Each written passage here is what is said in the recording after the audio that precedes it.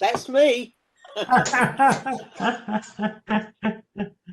Also known as Shake a Leg. Shake a leg. I'm starring in my own picture there. Yeah. You're twins. Yeah. Yeah. Hang on a minute. Let's get things organised here. Right, we'll close that. We'll make this big. We'll dismiss that. Well, just the 5 of us. That's still a little early. Yeah.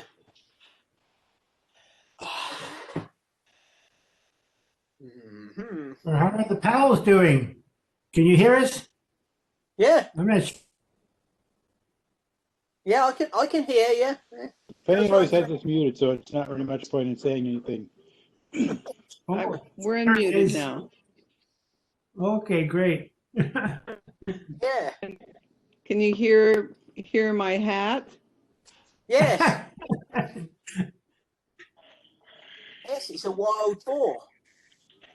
Oh, well. Nice tusks. Yeah. Oh yeah, you tell that to all the girls. Well, pleased to see you here, Greg. Really? Yeah. That means we don't have to run it, Jim, right? Oh dear. That's all right. Cheryl's been driving me crazy for the last week, so. Oh really? Yeah. Well, I see we have part of the Og clan here. Hello. Yes, and Rod Hawkins is here as well. Yes, I figured there was a connection there too. I remember seeing you probably, Cynthia, at one of our awards banquets a couple of years ago at the Santa Maria Inn.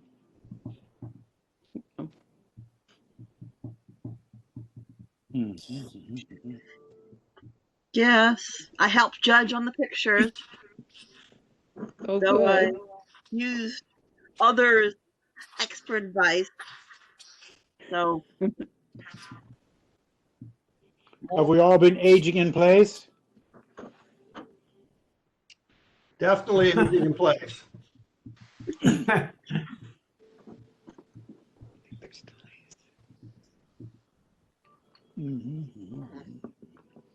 Looks like your brother Robert showed up. He's on a green screen. And his microphone is muted if he wants to talk. It's muted even if he doesn't want to talk. So true.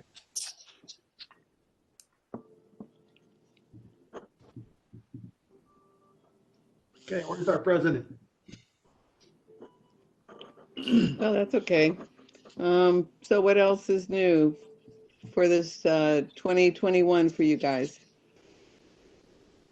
Vaccinations. Hello. Oh, Lang. Hey. Hey, I got my first vaccine. Oh, you got a vaccine. Wow. Congratulations. Okay. Yeah, that was because I'm part of the health department. Right, because you're working. Mhm. So I thought they were worried that you lived with Ed and you needed the vaccine right away. I gave her a shot of penicillin. Penicillin?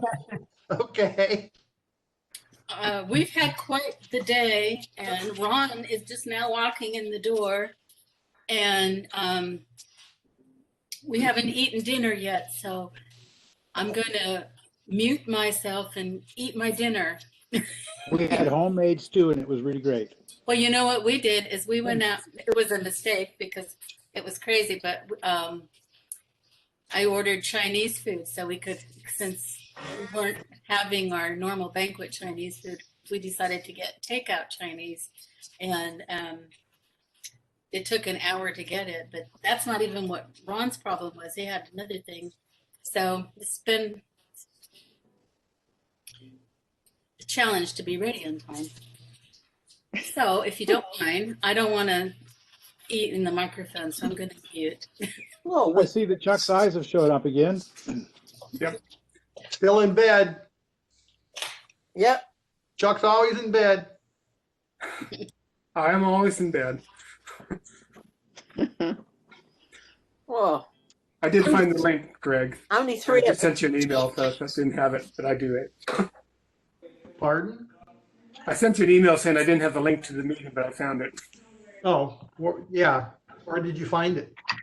I did a search. Oh, It was buried. yeah.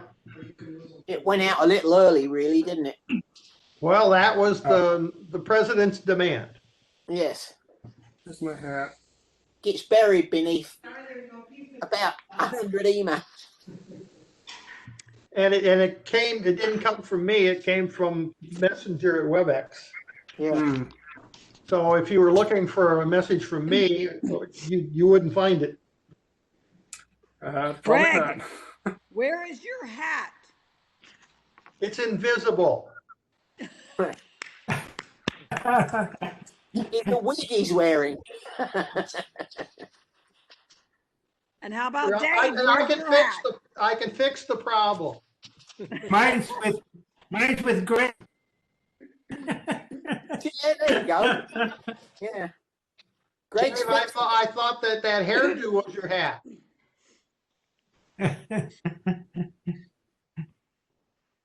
So let me see all the other hats. So Let me go get a hat. Now you're all shaming. I'll go get a hat. thank you. Get a head, get a hat. Get a hat, get a head. Well, I've got a bottle of wine.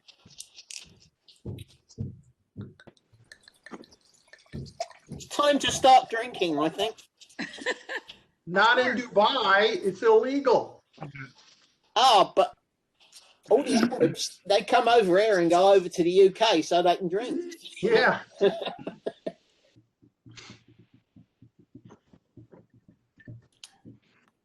So I tied up my camel outside. So Cynthia Ogg, I see you're joining us. Are you one of Jim's daughters? Yes. Awesome. I'm so glad to have you join us. Yay. My brother's here too. He is? This would be Scott. Mm-hmm. Yay. Or Robert. Oh, good. Excellent. Well, we do have a tribute late in the program to your dad. And so sweet that you could join us for all of this. Are you in up in the San Jose area?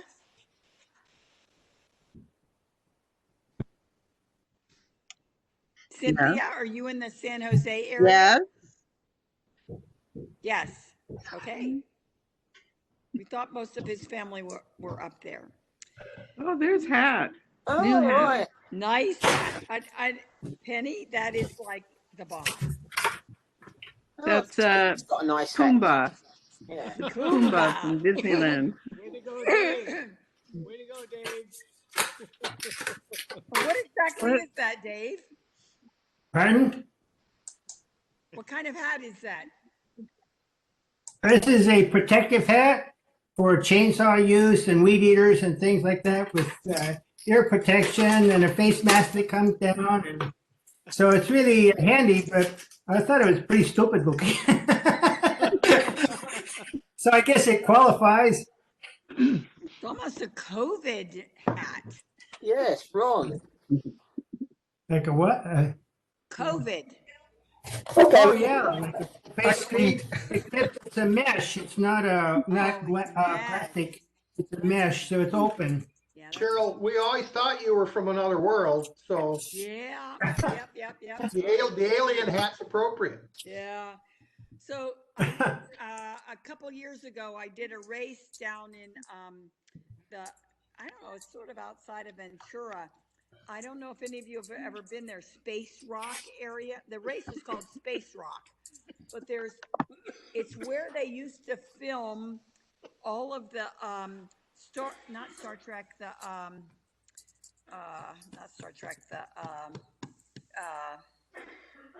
what was that other show? Not Star Wars. Not Star Trek. Yeah, Star Trek. Yeah, Star Trek. This is a film Star Trek there. And there's all these weird rock formations Yeah. in this park down there, sort of between Palmdale and Ventura up in the mountains. You know where I mean? Anybody know the name of that? Yes. Valdez Rock, I know what you mean. Yeah, Valdez or something like that. Well, I went there to do a run actually, and so we ran through all these weird rocks. It was called the Space Alien Run. So hence that's where my hat came from. But it is an interesting place for photography, maybe especially night photography with some of those weird rocks would be kind of cool. So yes. And Chuck, what kind of hat do you have on? This one, Yes. it's Photoshop. Photoshop cap. Photoshop. All right. Not crazy, but appropriate. Yeah, I don't have a lot of hats. My wife doesn't like me wearing hats, so I don't have them. Well, this wife actually likes to have crazy hats. So here is her husband. Get in the picture there, Lair. Yeah, it's my Oktoberfest hat. Very good. A racy feather and everything. Yep. All you need is lederhosen. Yes, I should have worn them too. Yeah. Not too late. My hat is from the 1960s. It used to belong to my mother, and she wore this in the 60s. Very cool. I was Was she wondering. It's Is that like a flower child hat or what is that? no, it does have flowers, but back then, women used to wear hats all the time, especially in church. Sure. And so I always had a new hat on Easter to wear, but I don't have any of my old hats left, but I have a couple of others. Well, it's lovely. I wasn't sure if it was actually just a ring around or if it was actually a full hat, but it's an actual hat. Very nice. My hat is from when I was at Disneyland. Yeah. And I was there with family and my brother-in-law.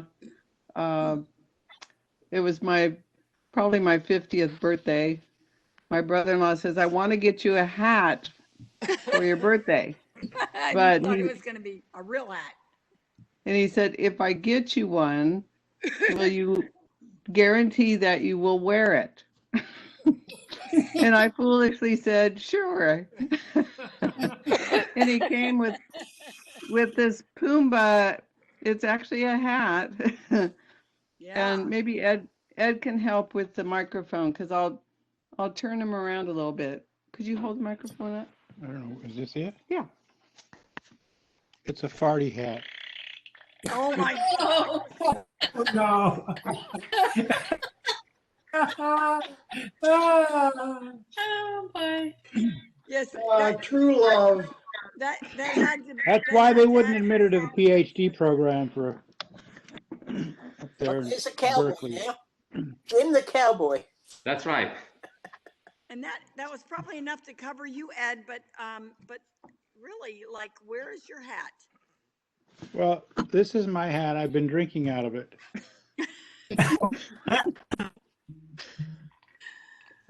Okay. Are you in there twice, Greg? No, No, you're not. reason, yeah, for some reason it says I'm in there twice. Oh, you know why? Because I logged in and it must have went in on yours, so I got to get out. Yeah. Oh, that's man. probably- We'll talk about you when you're gone. Yeah. Okay. Yeah. Yeah. All right. So Tony, this thing that you're wearing, is that authentic from? Yes. Okay. It's the genuine article. Okay. And My wife's aunt, her mother's sister, brought it back from Egypt. oh, complete with, well, you can see the rest of the outfit in the picture behind me there. Very nice.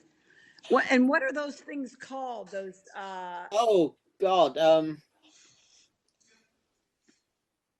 I have to look that up. I did know. That's close enough. Yeah. Mm. Yeah, A there is a tea name towel. for How it. about that? It's a tea towel. I think it's a Yeah. tablecloth. Yeah. Looks like a tablecloth. Is it like a kafka or something like that? Yes, it could be. Yeah. Yeah. Hang on. I'm gonna look it up because I'm like that. Robert, what does your hat say? Yosemite. It says UCLA. Oh, Oh, UCLA. Okay, I can't make it out. I'm generally known to my family as Scott, even though my legal name is Robert. It's not letting me change my name.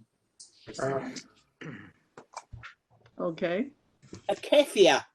So you go by Robert. Is that correct? I'm Scott, generally you known said. to my family as Scott. Ah. Okay. It's called a kefia. A what? Kefir, Keffiir or something like that. Yeah.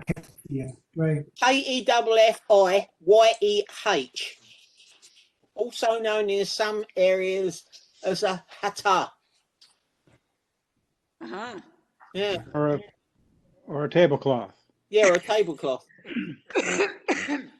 Yes. Very nice.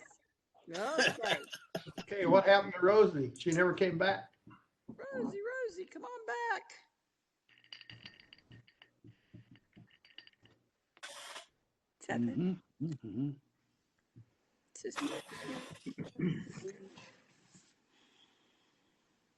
So how's everybody doing? Hanging in there. Yeah. Bearing Good. to the strain and pressure. Just waiting time out. Yeah. Has anyone gotten the COVID vaccine? Just your wife. Yeah, she's I the only have. one, yeah. Yeah. Who did? I got mine. You got yours? I got my first one. Where? Where did you get yours? I'm an employee of the public health department in Santa Barbara County, and so they offered them to staff. So I got mine a week and a half ago. Okay. Well, the CDC lowered the standards. Anyone over 65 is eligible. Right. And California made that also, I official guess today. at the Marion Regional Hospital, you can get them. I don't know if they have enough vaccine, but that's They don't. Not currently. We got the last shipment, the last delivery we got for vaccine, which I guess was the first, I'm not sure, but they got 6% of what they were hoping to get. They got 6,000 instead of 100,000. And that ain't gonna go very far. And there's a good chance that 20% of them or more haven't been kept cold enough, so. Because nobody knows what the hell they're doing. You know, they've only had 10 months to figure this out, and nobody's got a clue. Well, I know with the department that I'm with that only a small percentage of people wanted to get the vaccine. People are afraid of it. Yeah, that's People wrong. are stupid. Anti-vaxxers, stupid. I think they'd made a decision too. They were holding back so many vaccines for people to get their second dose. Yeah. And they decided to go ahead and issue those out so that they can make more available right now. Yeah, and they have more coming in the pipeline that will cover the first vaccinated. So Yeah, they just need to get it rolled out. I think our total planning for this is it's been better in other states. Let's Well, put it that way. I told Yeah. I told some They've people. done better in other countries. Yes. I told some people, I think at the Saturday chat, I don't remember, but 1947, there was a smallpox outbreak in New York City. Smallpox is highly contagious and highly deadly. And New York City vaccinated 6 million people in 3 weeks. Yep. And that was in 1947. So you ask yourself, what the hell is the problem? Yeah, and during World War II, when the states got involved, I don't know what company it was, they went from building automobiles to building tanks, I think, in a matter of 2 or 3 weeks. Yeah. You know, this stuff can be done, but it requires leadership, and we haven't had any for probably 20 years. Yeah, Yeah. I think that's it. That we haven't had leadership to figure out the right ways to do this. You know, when you task a hospital to do it, for instance, that's not what they do. They don't mass No, it's not. vaccinate. It's not. It has to And come from, the whole thing has to be organized from the top, and then it can work down. Exactly. But it's just been half-assed and half-baked and underfunded and understaffed, and it's just a flop. You Well, remember one of the polio problems- vaccine? The polio vaccine, everybody just went to their high school. Yeah. Well, the polio vaccine was mandated. You had to take it. It wasn't any of this, Right. I don't think I want to take it. Yeah, we all got it in grade school. Yep. Well, they might end up having to pay people to come and get their vaccines. That'll Well, be an incentive. one of the things that I found is that if people are educated about the vaccine, their opinions change. I have known probably maybe 20 different people that I have spoken with that who initially, you know, when I ask them if they will take the vaccine, say, I don't know, or probably not. And then when I talk to them about the vaccine, about this particular vaccine, I don't know about future ones, but the RNA, the two that are available right now, and explain to them about it, their opinions change. And I just think they need more information. They need to understand more. And some of it is just, we need to do a better job of educating. So was that opinion? Well, that's from- pretty, that has a lot to do with it. If people get their news from, you know, legitimate sources instead of getting their news of the world from Facebook and Twitter, I think we'd have a better educated populace and things would go a lot smoother. But Well, I Yeah, think yeah, what's gonna happen is you're gonna have to have some kind of indication that you've had the vaccine to get on an airplane. Yes. And go into certain places, and so Yeah. your ability to do things, you're gonna have to demonstrate that you've, you know, like kids, they go to school, they gotta show that they've had their vaccinations. Yeah. So you're Well, not gonna be with- able to do stuff if you don't have the vaccine.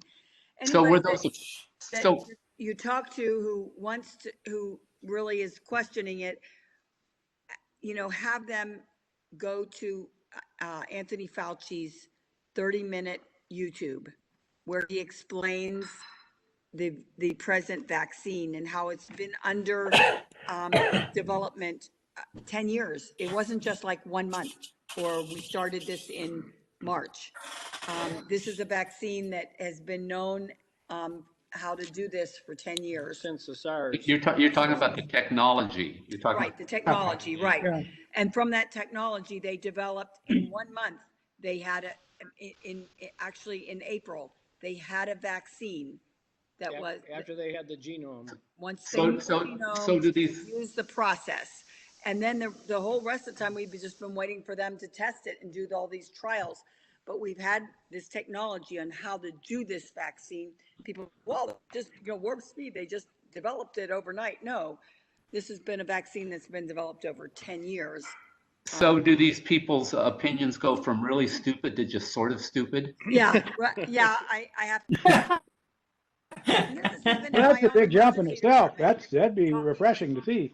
Talking with people that I work with in my own emergency department, like, you know, techs and so on, they actually say, well, like, gosh, I didn't know that about it. I'm like, okay. So after I explain a lot of things, I said, this is really important. Just go Google the Anthony Fauci explanation of the vaccine, the 30-minute watch on Rosie, you YouTube. came back in as host again.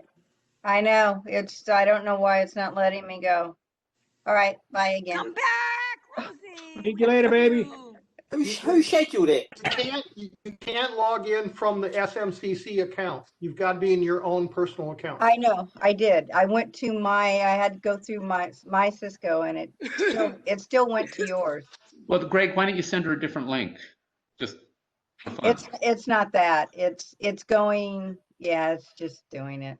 I'll figure it Well, out. I don't know if Greg will be able to run the thing then. Oh, she's gone. So, Cheryl, when we get the vaccine, do they give us some kind of a documentation to carry You around? do. Okay. You get a card, and it will list which vaccine, what the number of the vaccine was, and the date that you received it. And then when you get the second one, that will go on the card. And it's a substantial card that you will want to keep and in your wallet, say, so that you can prove that you have this, that you've had this vaccine if you're going to get on a plane and go somewhere. And, it may be, cruises will require it, hotels may require it in the future. I don't know. Yeah. You can get that card laminated too at I would one of definitely those, get it. which is a good idea. Mhm. And take pictures of it with your phone and have, multiple backups of it. Absolutely. But don't you think there's a problem with younger people who think, it's nothing if I get it, I'll get over it? Yeah, but Yeah. here's the thing. They will get over it, but not before they give it to somebody else who gives it to grandma. I quite agree with you, but but the likes of us, or most of us here, we're still waiting, and we'll probably still be waiting till March to get it. Yeah, I hear you. And the problem with the Fauci video is there are literally thousands, if not millions, of people who don't believe him. Well, not only that, but if you read legitimate news stories, you still have to filter through that because there's so many people writing these scare-tastics. I mean, you'll see headlines. Oh, somebody had a terrible allergic reaction to the vaccine, and they have allergic reactions to the flu jab. They do, but the news media likes sensationalism, and if you don't bother to read the whole article, or Well, yes, and there's ignorance everywhere in the world. I'm kind of leaning toward Trump's idea of buying Greenland and putting all these people there. Yeah, good idea. Yeah. Or maybe we can get Elon Musk to fly them all to Mars. Yeah. Greenland ain't green. How is the photography in Greenland? Trump's good And the idea is that people have to find who's the idiots you want to deport. Yeah. What was that last one? You need to find which idiots get deported because different people have different ideas as to who's the idiot. Yeah. I agree with that. No, I can tell you who they are. Yeah. Rosie's back. Yeah. And she's not an idiot. Is she still the host, though? No, she's Rosie. Oh. Hi, Flavio. It's Flavio here. Yay! Yeah. Been here for ages. Any sign of past President Jeannie? Nope. No. Alan Flavio, what are your connected. hats? Patty Blythe is connected. Yes, thanks to Frank. Hi, Alan. 18 people. Frank, Alan. Patty's here. Oh. Frank, what about your hat? What is that? I don't see him. Yeah. Here's some other. What is that? A feather? Oh, Wait a minute, I can't see him. Where is he? Stick together. Can you fix it? How do I see? It's a birdie shot, but he forgot to use the camera. Got my hat when I was on the rodeo circuit for a couple years. of course. You guys are laughing. Oh. What were you? One of the clowns? No, I was the guy that got the riders off the horses, the bucking horses. I thought you followed behind with a shovel. Well, those clowns have to. Those are the hardest workers at the rodeos. I would think you would have been a sheep rider. A sheep rider. Mutton busting.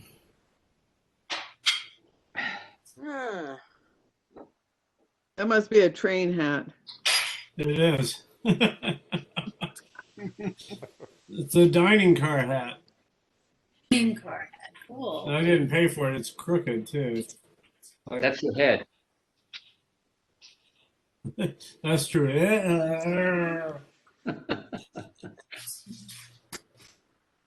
Well, it's 7 o'clock. Let's have the meeting.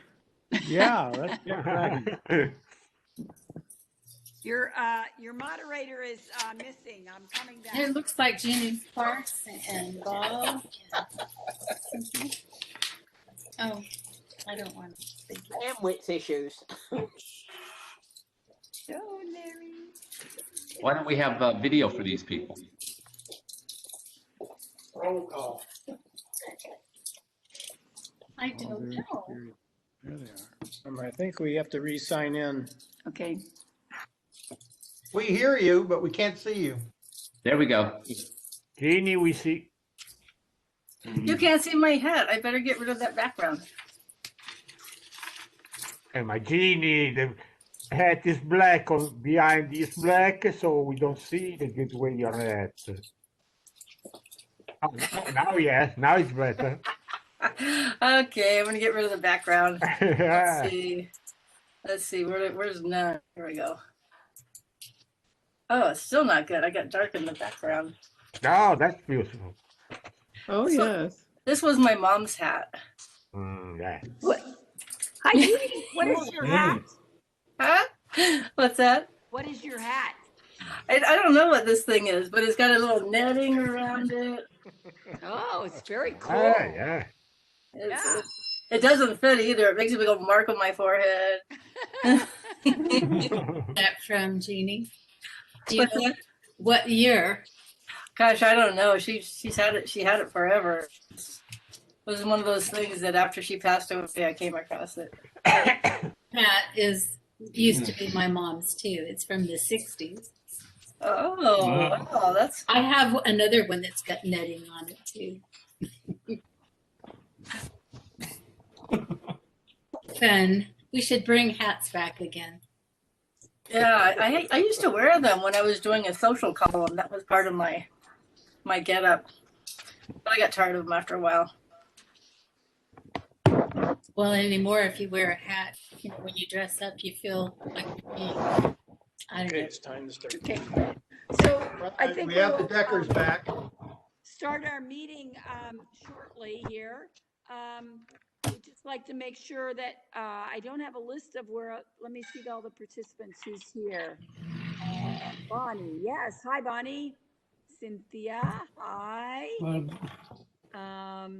Frank and Jeannie and Jim, Patty, hi. Penny. Hi. I think we are missing. Oh, Frank, nice hat.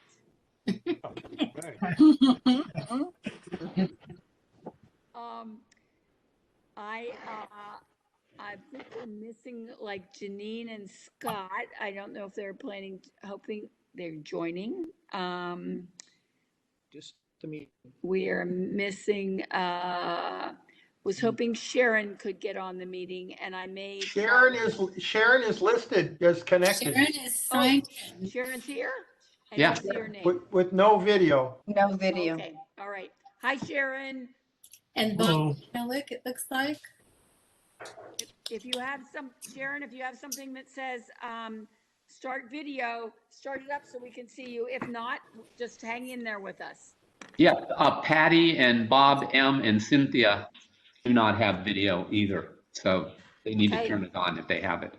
Who is Well, EDC? they may not have cameras. That might be. Yeah, well, Who true. is EDC IMAC, just so I know who that is? Eileen. That's Eileen. Elaine, excuse me, Elaine. Dane. Elaine, okay. I'm EDC IMAC. Yes. Yes. Okay. Says, okay. You always have been. I didn't even notice that. It says me. Are those your initials, Elaine? Yeah. Got it. Well, I think we're 7:05, so we're going to start our meeting. And welcome to the Santa Maria Camera Club Awards Program. So for those of you who are visitors and not usual members of our club, I am Cheryl Decker, the Santa Maria Camera Club president, and I will be emceeing our evening. Before we get started, I have some brief minutes of business that need to be covered. The first part of business that needs to be done is a reminder that our 2021 dues are due. And Rosie sent us all an email dated January the 6th. So check your emails for January 6th email from Rosie. And that email addresses dues that are due. Please send them in as soon as possible. Thank you. I want to remind everyone that a week from today, on January the 20th, we will have our January image competition. And you need to get your images for that competition to Greg Doudna by this Sunday, January the 17th. Also, whoever is making all the noise, please turn off your mute if you've got some background noise. I neglected to get this into the galleon that just came out. Fabio, you did a great job. Thank you. But this piece of information will go out in the next galleon, but I want to remind you that we have 3 themes for competitions in 2021. In March, the theme is reflections. In June, the theme is machinery. And in September, the theme will be silhouette. These were all voted on in December at our program meeting. And I'll be sending that out in the next galleon to confirm all of it. The next order of business I'd like to move to is, very briefly, we will do the installation of officers for 2021, and I turn that over to Alan Upshaw. Okay, let me just say that there is no change between 2020 and 2021. So our officers, which I should have written it down, but I didn't. But we're going to continue 2020's officers with 2021's officers. That's Cheryl for president. That's me for vice president. That's Rosie for secretary, Bill Hood. And then we have our at-large board members. That's Patty, that's Elaine, that's Tony, Penny, Nyla, and Flavio. And so that stays the same. Can I challenge the electoral college vote on that? You're too late. Just don't riot. I'll tell you what. We'll take your name down. We'll take your name down for next year, and you may win by acclamation. So watch it. So anyway, that's our new board. So pass the gavel. It doesn't go anywhere. Yeah, here. So everyone is formally installed back into their same positions. Woohoo! Congratulations! Yay! By the way, I wanted to say the here, that's not H-E-R-E, it's H-E-A-R. So it's like here. Yes. A lot of people mistake that. Just a little point of trivia. Thank you for that news, Jim. Okay, we've installed our officers, and let's move on to our actual awards. I'd like to give special thanks. This was a bit difficult because we're doing this online, and to have put this all together was complex, to say the least. I want to give a special thanks to all those who helped with producing this, especially to Greg Doudna, who has spent countless hours and putting this together. He's worked with me, and I just so appreciate it, Greg. Also want to recognize Jim McInnes, Alan Upshaw, Larry Decker, Richard Russ, and Rosie Bracaccio. Thank you so very much for, like every other day, I was asking you to send out emails. You're a doll. Thank you so very much, all of you. So I'd like to explain, just before we start into the awards, some things about the award process so that you are all on the same page with how they were done. We will be reviewing images and winners from 2020 during this program. Before the coronavirus closed down our meeting location at Merrill Gardens, where we met in person for our competitions in January and February, we had certain categories in January and February. And so these images will be judged separately from the online WebEx competitions that were held July through November of 2020. We'll have two separate judgings with one exception. In January and February, the digital images were few. And so these digital images were included in the judging of the July and November digital images. There were 3 color digital images included in the color digital image category, and there was 1 digital image that was mono included with the July to November digital mono images. So that you understand, there will only be 1 digital image category for mono and only 1 for color in all of the months of 2020. Our 2020 awards judging for images was done by Tim Meyer, who judged for us in November of this year and almost universally, I think, was acclaimed as an amazing, wonderful judge with great insight. So we asked him again to judge for our year-end competition. All winners will receive certificates. You'll be shown these certificates tonight, and then you will receive them by mail. So let us go forward now with our awards presentation. And first, we will award the High Point Photographer Award for monochrome print.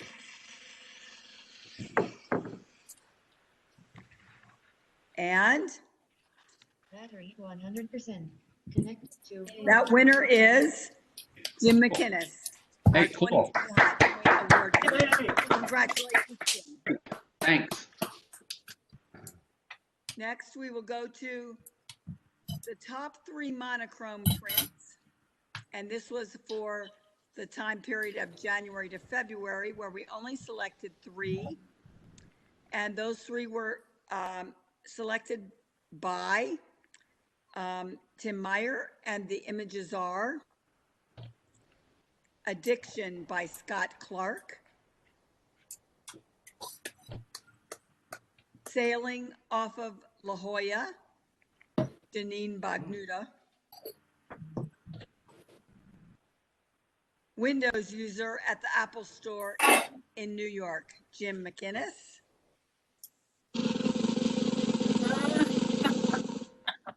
and the monochrome print of the year is Addiction, Scott Clark. Congratulations, Scott. Next, we will go to the High Point Photographer Award for color prints.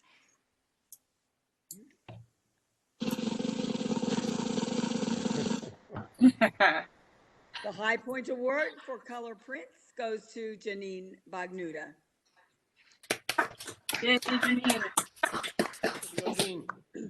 Next, we will see the top 3 color prints from January and February. As judged by Tim Meyer, the top 3 were My Manicurist is Late, Janine Bagnuda. Better Dance, Janine Bagnuta. Rough Tide Rising, Janine Bagnuta. Oh, you got it.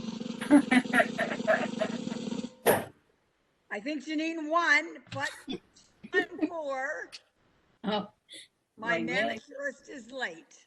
Congratulations, Janine.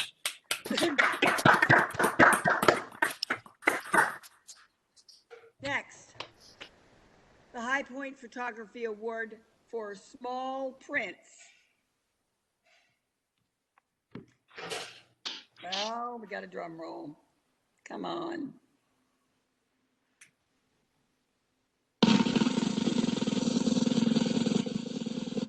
The High Point Award for Small Prints goes to Bob Ginn. Yay. Congratulations, Bob.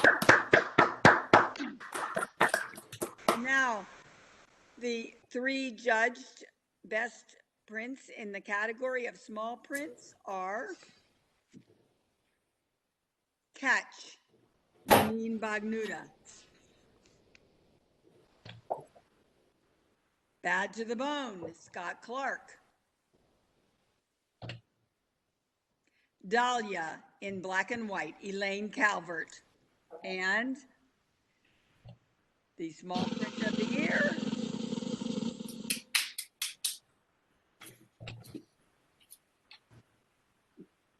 Catch by Janine Bagnuta. Congratulations.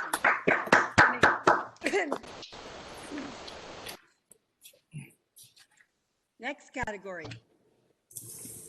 the High Point Photographer Award for Digital Photography. Remember, this is digital photography. No, this is slides. Oh, this is slides. My pardon. Oh, we're on slides. Okay, my bad. So sorry. Okay, digital photography for slides. Thank you. Drum roll. The High Point Award for slides goes to Flavio Parisi. Congratulations.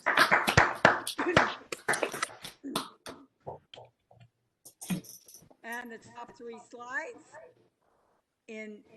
as judged by Tim Meyer are Where I Have to Go, Flavio Parisi. Another Beautiful Day in Yosemite, Flavio Parisi. Repeating Windows, Chaco Canyon, Penny Powell.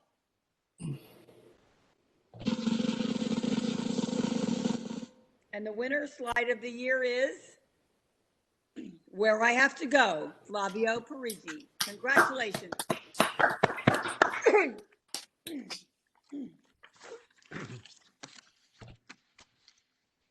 Next, the High Point Photographer of the Year Award. High Point Award for Digital is a tie. Wow. Elaine Calvert and Chuck Uvaley, both tied for this award. Congratulations, both of you. Thank you. Thank you.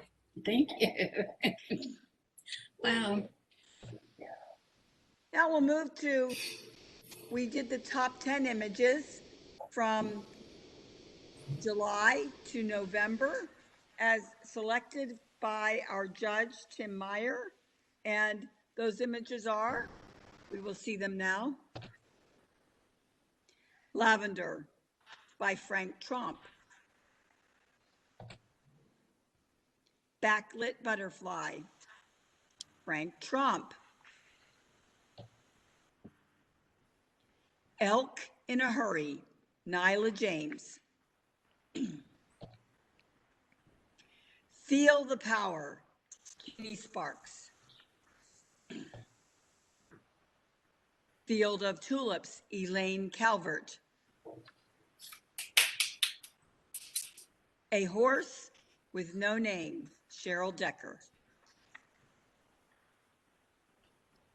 How Small We Really Are, Elaine Calvert. Neowise Comet over Morro Bay, Elaine Calvert. Retired Ed E. Powell. Sunset on Mesquite Dunes, Gregory Doudna.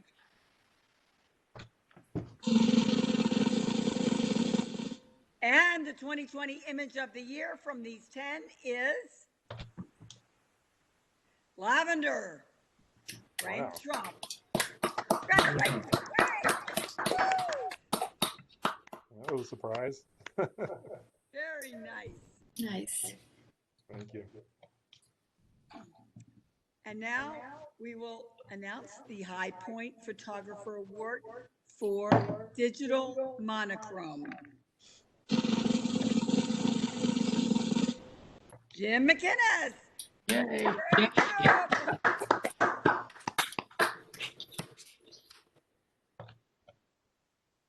Now we will again do the judged monochrome images judged by Tim Meyer, and they are as follows. Vase at table edge number 1, Jim McInnes. I want to say that's actually vase number 1. It's not vase, come on. All right, vase, whatever, all right. Dream of Horse, Jim McInnes.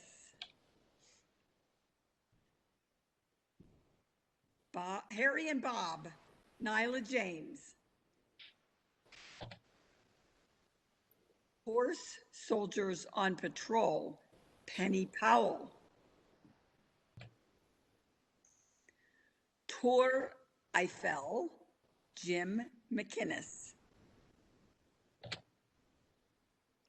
Velodrome number 23, Jim McInnes. Aspen Abstract, Nyla James. Coteal Key, Tony Martindale.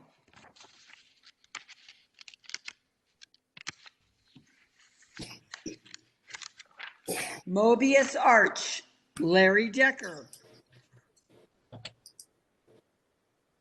Shipwrecked, Rosie Brancaccio.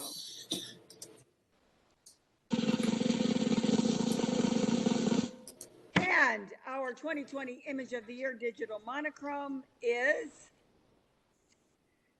Vase at table edge number 1, Jim McInnes. Yay! Love this image. Next, High Point Photographer Award of the Year. Wow, this is High Year. Jim McInnes. Jim McInnes. High Points. Congratulations, Jim. Well, thank you. Thank you. And last, our 2020 Image of the Year, the best image judged this year.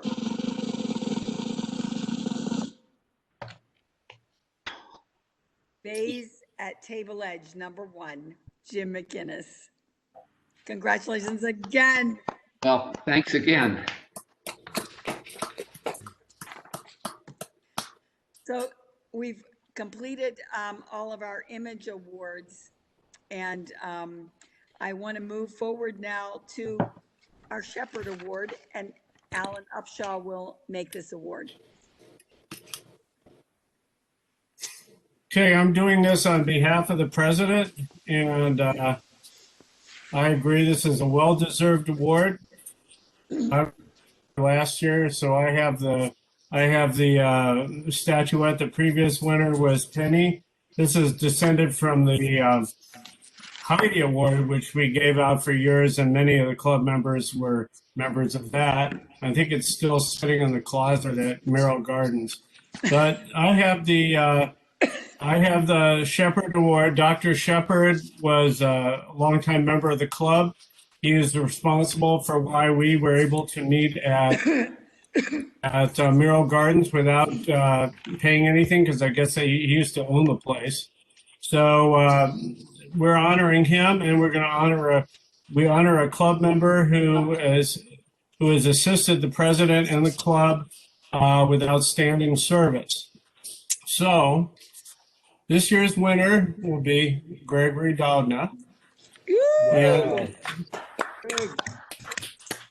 I want to say some words about him. He's been our webmaster for many years. He took over digital projection. He never seems to say no to anything, but I'm sure he has his limits.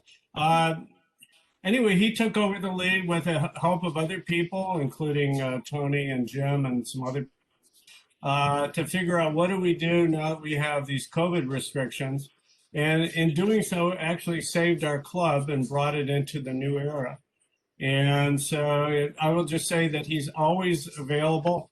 I mean, there are times when I go, I don't know if I want to send him an email, and I do, and he's totally cool about it. And so anyway, he even created the awards tonight, as far as I know. That's correct. Yeah, paper ones. I Jeez. did it all. So here's the award. It has your name on it. I don't know how it's going to look being presented here. By the way, I will deliver it to your house if you like. It's got a sharp point on it, so don't cut yourself. And see how it looks. Here it is. That's beautiful. Thank you very much. I'm honored. Congratulations. But you better I drink too much. You well deserve it. You're neat. I will fall on it and kill myself. No, you can't. Not until the year's up. Yeah. You know, I want to say something too. I don't know if anybody really appreciates how much work Greg has done, because he solved a lot of difficult problems, and like Alan said, he's responsible for this club staying together. So, and he's really easy to work with besides. So there you go. Yeah. Yes, Very kind of everyone. I will say that the same, Greg, when we went down after February, we kind of mucked around trying to figure out how to do this online. It was very frustrating because some, technologies were not reliable or safe. And Greg, you took the bull by the horns and made this happen for us to do this on WebEx. And I am so grateful. I think all of us are. Our club is continuing because of you. So thank you very much. Well, I didn't do it alone. I enlisted Tony and Jim, who were my victims while we tested. Yeah, I was in pain a lot of the time. Not so much pain. Because you won everything. Not so much pain that you couldn't win the high point and the image of the year. So amazing. So I want to move forward to the President's Award. Now, this is an optional kind of award, and I want to tell you that I didn't make a specific President's Award this year, but I do have something special to say. Last year, our president, Jeannie Sparks, gave an award in thanks to two people for their club contribution. And those two people were not present at the award ceremony. And I was supposed to get the medals to them, and I didn't. And so I have them here. And I want to make this award now. And the award is the President's Heart to Sharon Salerno and Jim Ogg. And Sharon, wow. I will be bringing these to you in the next week or so. And I'm sorry that Jim didn't get them, but I hope that these will just give you some comfort that we loved you both, and we want you to continue with our club, and that you are special, special people. we are all sad that we lost Jim Ogg this year and another member, Roger Hawkins. And Larry Decker has prepared a tribute for them. And so if Greg, if you'll cue that up, we'll take a few minutes to just remember them.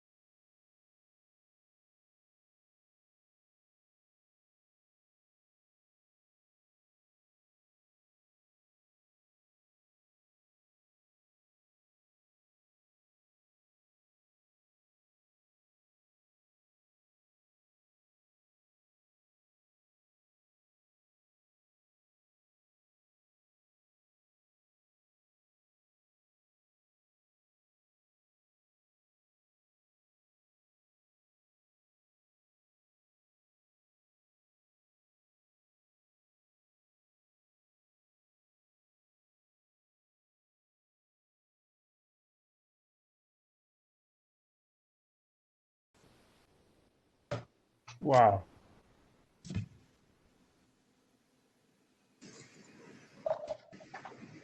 Nice job. Larry, you did a beautiful job on putting that together. Yeah. Well, they were two very accomplished guys, and we'll miss them. Thank you very much. I'm Rod. I'm Roger's son. It's nice to have family members of Roger and Jim join us tonight. That's special. We are recording this, so if you would like a recording of this or of Larry's tribute, we'll be happy to share that with you. The Hawkins family would love a copy of the tributes.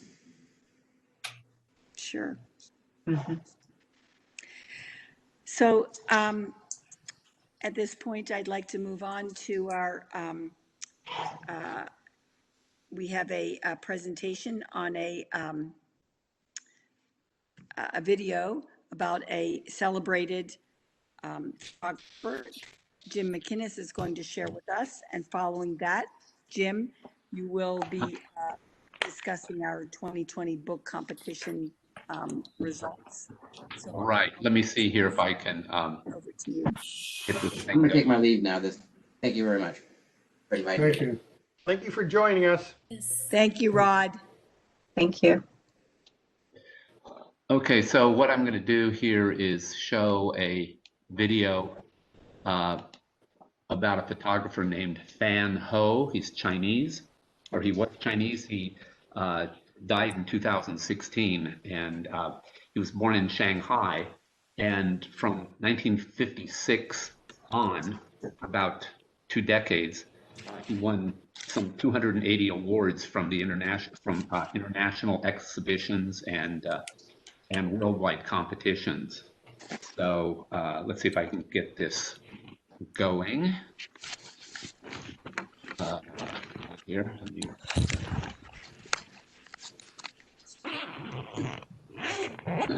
here, optimize for images and video. Okay. And now the trick is, so who's making all that noise? Let's see if I can. There we go.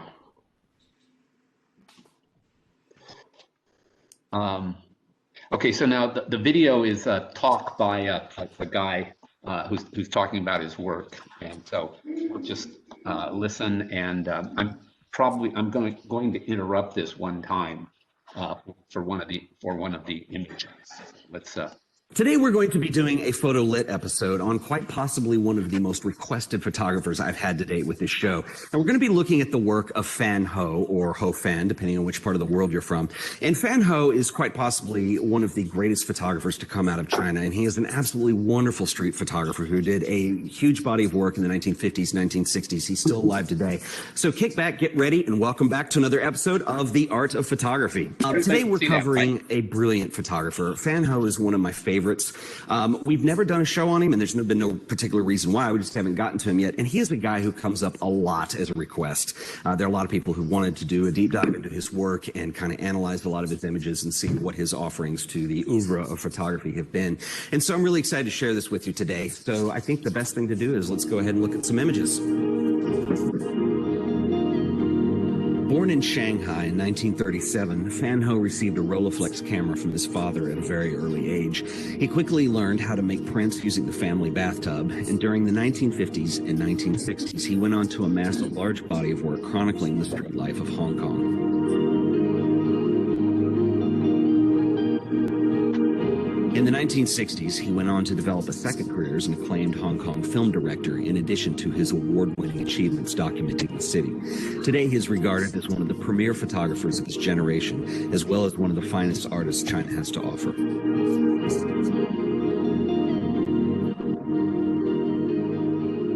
A I've set up a Pinterest board of Fan Ho's work, and you are welcome to go follow me on Pinterest if you would like to see the sources where I got these and view more images. And my Pinterest URL is pinterest.com/Ted Forbes, and we've got a board set up for Fan Ho. I'll also link this in the show notes. And what's really interesting, and you can kind of tell just at a first glance when looking at Fan Ho's work, that a lot of this, first off, is steeped in the tradition of, I would say, French or European photographers, probably from the 1940s and onwards. So, we're talking about people like, the famous, most obvious would be Henri Cartier-Bresson. Also photographers like Robert Doisneau, Willy Roni, people of that nature. There's a lot of elements that you see that liken him to those photographers in the sense that, you have this very classical composition. Back when we did all of our composition series stuff, you're going to see a lot of those techniques put here. So, rule of thirds, subframing. There's a real sense of scale that's portrayed too, like for instance, most obviously when you put this one in here, the railroad tracks with the two figures that are, very high contrast, and you can just barely make out enough information to tell that that's two people walking across the train tracks. But what makes that image really cool is that sense of scale, the grandioseness of the train tracks as they run through the image with the small figures in the upper right corner walking through. Now, what's interesting though is having, such an influence on photographers that we just discussed. Probably I would say also there's an element of the Bauhaus that you see in these images from a design perspective. And what's interesting though is this is a guy from the other side of the world. So this is going on in Hong Kong, which is what makes this really interesting, because I also think that, you're going to have obviously cultural elements that come across in the street life and what he was shooting, but he does it, sorry for the pun, but through this lens of Eastern European photography, throughout the 1940s. And, a lot of these images were made in the 50s and 60s. There's also, some common thematic elements that you see, and this is why we're kind of looking at these as thumbnails right now across. And you're going to see things like, obviously a hard sense of geometry, perspective, a wonderful treatment of things like light, a lot of interest that comes with the light. And, I think he was really attracted to that kind of thing, things that would affect light like mist, smoke, early morning shots, reflections in water, things of that nature. And then also you see a lot of interesting things going on with framing inside the composition. So like, for instance, this one from 1959, which is just a figure that you see that's very tiny and a little bird that are going through this kind of opening and probably some doorway. You see the rail tracks beneath. And it creates a lot of interest. Also of note here is you see a cross at the top here. So, drawing your eye in using framing in that regard, I think is, something you see a lot in Fan Ho's work. One of his most famous photographs is this one, this woman, okay, got it, is this woman standing, in this geometric shadow, the hard triangles that are formed by light and dark. And placement of the figure within that geometry, it gives you a sense of framing. We framed the figure within also with this, rectangular. So can you hear me? Yes. Yes. Yeah. So this one I wanted to make a comment on because it's one of his most famous photographs. This actual what you see in here is overexposed. It's the shadow, especially the triangular one on the right, is much darker in the photos I've seen of it. But this is his cousin who's there, and notice how sharp the edge of the shadow is. That's because he did that in the dark room. So that's all been burned in the dark room. This was sold in 2015 for 375,000 Hong Kong dollars. So that's just a little bit I wanted to add to that. Okay, here we go. Wall that protrudes here. It's not right at the edge, but a really beautiful sense of composition and it's kind of a classical nature to it. Another thing you see a lot in Fan Ho's work is a lot of, there's a lot going on, obviously.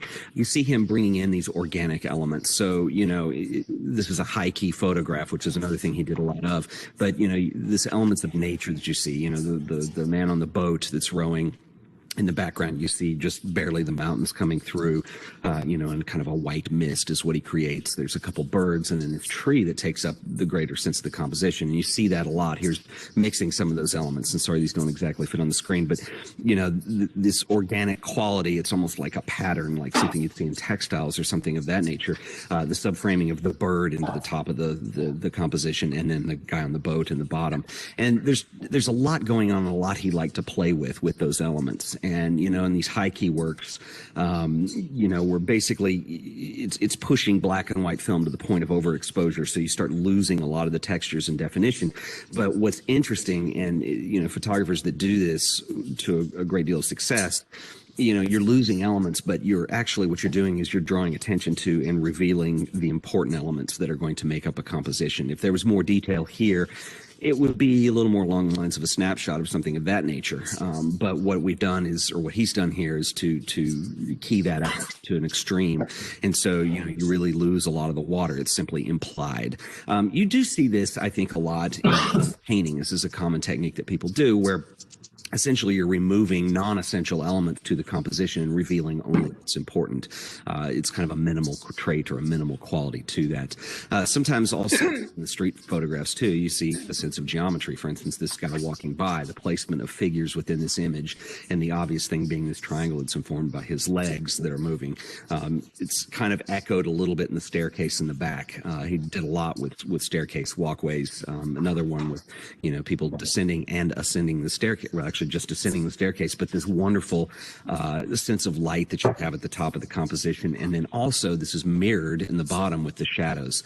And it's just such a beautiful picture and such a perfect example of composition is its finest. And it's interesting too, because, as a street photographer, and many of you who watch the show a lot know that I'm not hugely fond of that term, because I don't think it's just a matter of hitting the street and clicking the shutter. There's so much more to it, and that's such a non-descriptive term, where I prefer social documentary, things of that nature. If you're looking at social documentation in this sense, it's really easy for photographers who do a lot of street photography to just go start shooting and whatever comes. And there is an interest that can come from that. Photographers like Gary Winograd, who did a wonderful job of that. But what's interesting is Van Ho using composition as a tool. And you can tell that when he shot these, I'm assuming, but I think there was a lot of patience that was involved, waiting for that decisive moment to come down. And I know there's some obvious comparisons to Henri Cartier-Bresson, even though I think he's very much a different photographer in a lot of ways. But finding the light just right in the stairs, knowing that those shadows are going to hit, and then waiting for that decisive moment when you have the elements that combine and come together to make that photograph. And it's just such a great result.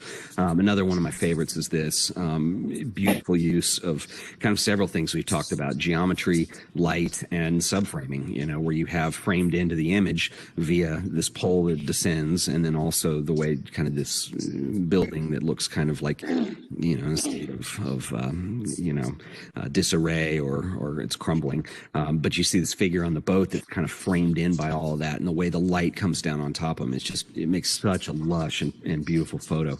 A lot of stuff he did with boats. Here's another wonderful example of this woman and the two women on a boat, and the way the depth of field works. It's a very shallow depth of field, and the focal point and what's in focus there is the two women, and more importantly the water in front of them. But the way this interacts with the light, and then what you see in the background, which blurs out slightly, but it has such a beautiful effect with the smoke coming out of the building, a little bit of haze in the image, and then you have this hard contrast light reflecting in the water down here. It's also interesting too, because I think Van Ho made a lot of use of very high contrast images. So an example like this, there really aren't a lot of midtones. There's basically kind of three dimensions to this image. There's pure black, bright white, and then you have a little midtone in here, but it's still dark enough with the shadows of these workers building the structure back here. And the way things play against each other in the image too. I think there's certainly a relationship between the workers on the second level and then the workers on the bottom level. And the relationship occurs because you have this sense of dimension going on with the two tones.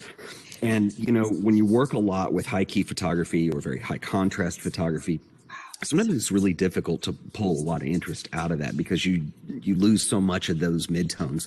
And, it's really interesting to see somebody like Fan Ho is really a master of that. When you consider other images, such as this one, let me scroll down a little bit, that are very high contrast, this cat crossing the street. But you have just enough definitions. It's almost like selective tonality. On here you do have a lot of tones and a lot of interest, but they're really on the lower end of the spectrum. You don't see a lot of mids. These are a lot of lows and then high highs, but it works so beautifully. And, I think Fan Ho, for that reason, was such a master of using contrast. Even I'll go back to the women on the boat here. And there's, a wide range of tonality going on in this image. But at the same time, when you look at the water down here, it just has a high contrast element to it that's localized here. And, he knew what he was doing, clearly, and, was just simply a master of that kind of thing. Images like this, young child with the broom. This could easily be a snapshot, but what makes it compositionally interesting is the way the light hits and the way this young child is standing within this beam of light that's coming through, presumably a window of something of that nature. But she's sweeping in the middle of that, and it draws a highlight, and also the way the light falls on the shoulders and the hair really creates a beautiful image. And for the most part, these characters in the back you don't see because they're not in that light, with the exception of this child over here on the left who has some of the light coming off of his hair as well. So anyway, just a lot of interesting things going on. And then, more conventional kind of street types of shots like this, but very beautiful though. You consider things like rule of odds. Essentially there's 5, possibly 6 figures, but 5 that you make out, with the background, the way this young girl sits in the foreground and, on this cart of produce, and just wonderful stuff. Beautiful sense of depth of field on here. It wasn't run and gun street photography. These things were very, very thought out, very composed. And some of them, I don't, obviously wasn't there, so I'm speculating on a lot of this, but I think Fan Ho and artists like this, they develop a real sense of composition, and then they get really good at getting that quickly. I think Bresson was excellent at this. I think Doisneau was definitely good at this. And I think Fan Ho extended this too. And, when you have a sense of how geometry shapes work, how composition works, how rule of thirds comes into play, when and when not, maybe that's a good thing to use, rule of odds, all these little things about composition. Can you frame something, underneath the composition sometimes? For instance, the most obvious thing, something like the doorway we looked at. Slightly less obvious would be something, like the boat that's kind of framed in by these objects. And, it could be that these were taken very quickly and more improvised, but I think, artists that have that sense and have developed their eye, they know what they're looking for, and they're able to capture this really quickly. And so, again, I wasn't there, and I've never, had the privilege of interviewing Fan Ho, so I don't know what his aesthetic was and his approach.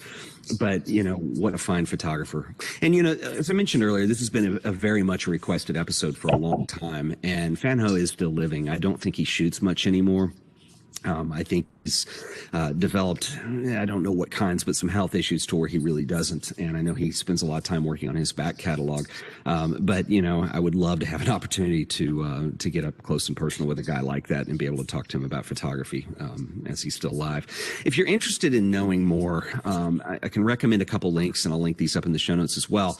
Fan Ho has a beautiful website, fanhophotography.com, another beautiful image there of the sailboat. And you can learn a lot here. The film works are harder to find. I tried to actually dig up some that maybe I could pull a clip from, and being movies out of Hong Kong and me being in the U.S., I wasn't able to come up with anything quickly anyway. So anyway, check out his website. Beautiful work here. I believe he resides in San Francisco now. He is represented by a wonderful gallery called Modern Book Gallery, and go look at their website as well, not only for Fan Ho's work, but they have some wonderful photographers that they represent. If you just go to their website, which is modernbook.com, links in the show notes, I'm going to click on artists, and you can see some of the other artists they represent. And this is a seriously awesome gallery. And if you're near San Francisco, I would definitely try to go see it. They have some really wonderful stuff. And this is an amazing gallery that I would love to visit, hopefully next time I'm in San Francisco. But anyway, so there's a couple links if you're interested in knowing more. So I hope you all have found this interesting. Check out the website and the resources that I've mentioned here. I think Fan Ho is one of the finest, and we'll be exploring more photographers in future episodes as we go, as well as one of the new things we're doing on the show is doing more of a deep dive where we pick one photograph and discuss what's going on, its historical significance, artistic merit, things like that. So be on the lookout for more of that in coming episodes. And once again, guys, this has been another episode of The Art of Photography, and thank you guys for watching. I'll see you in the next video. Later. Today we're going to be doing a photo lit episode on quite possibly. Okay, so I'm gonna stop sharing now. So, any comments on that? Beautiful. Those Wow. Photographer. I'm jealous. I'm sorry? I really appreciate seeing that because I think we learn so much from seeing what other people have done and what how it impacts photography. Is that a regular webcast guy? That Yeah, you can find him by Googling. I forgot his name now. It just slipped my mind. But anyway, yeah, you can find that. If you want to know, I can get you the name. So just let me know. Ted Forbes. Ted Yeah, Forbes. yeah, that's it. That's right. Yeah. Or you can Google art of photography. That's true too. Right, the art of photography. That's his. Yeah, He he has hundreds of videos.